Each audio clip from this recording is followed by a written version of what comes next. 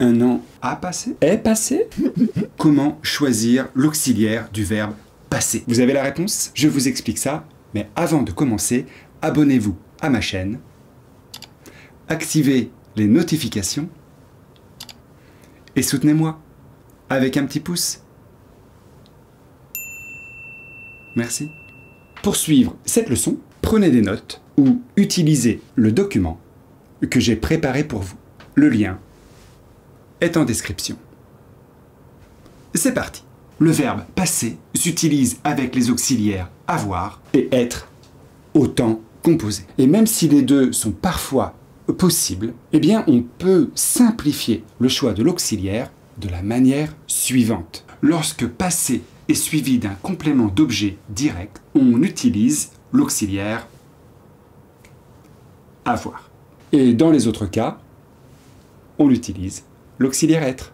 Et j'ajouterai que passer suivi d'un infinitif s'utilise aussi avec l'auxiliaire être. On commence par des exemples avec l'auxiliaire avoir. Et donc dans tous les exemples que je vais vous donner, passer est suivi d'un complément d'objet direct. J'ai passé une bonne journée. Il a passé la limite d'âge pour s'inscrire. Ils ont passé leurs vacances en Bretagne. Il a passé sa vie à attendre. Tu as passé un examen aujourd'hui? Ils ont passé leur chemin. Le colonel a passé la troupe en revue. Ils ont passé la frontière durant la nuit. Nous avons passé le cap. J'ai mis d'autres exemples, on peut en faire comme ça indéfiniment, avec le verbe passer suivi d'un complément d'objet direct. Si ça vous intéresse, regardez le lien et vous aurez plus d'exemples. Je vous propose à présent quelques exemples d'utilisation du verbe passer avec l'auxiliaire être. Et donc, pour ces exemples, le verbe passer ne sera pas suivi d'un complément d'objet. Vous êtes passé par où? Ils sont passés devant nous sans s'arrêter. Et 4 voitures sont passées ce matin. Le malheureux est passé sous un camion. Je suis passé sur les détails. Un insecte est passé à travers la moustiquaire. Il n'est pas passé. Elle est passée haut la main. Elle est passée prendre ses affaires. Je suis passé vous dire bonjour.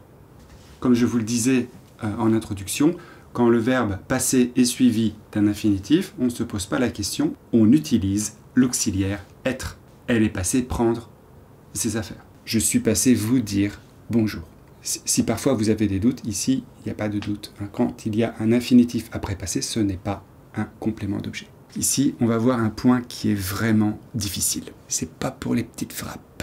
Quand passer est utilisé dans le sens de s'écouler, mourir, ou encore se flétrir, eh bien passer s'utilise souvent avec avoir.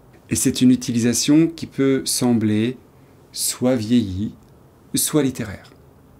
Ça peut être un peu perçu comme pédant. Voyons un exemple. Un an a passé depuis la dernière fois. Sa beauté comme ses charmes ont passé.